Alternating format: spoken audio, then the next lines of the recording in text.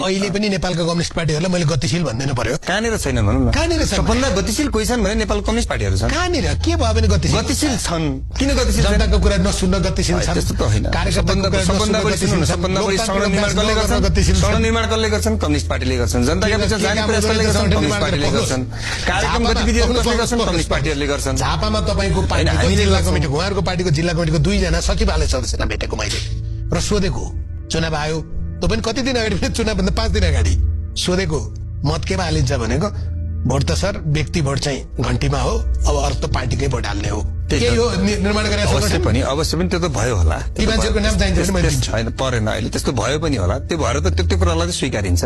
अर्को कुरा चाहिँ अब हामी अलिक पुराना पार्टीहरू होइन प्रमुख पार्टीहरू अलि लामो समयदेखि क्रियाशील पार्टीहरू प्रमुख हो नि, किन होइन? अहिले पनि जनमतका हिसाबले हो ऊ त म अहिले त सत्तासीन पार्टी हो।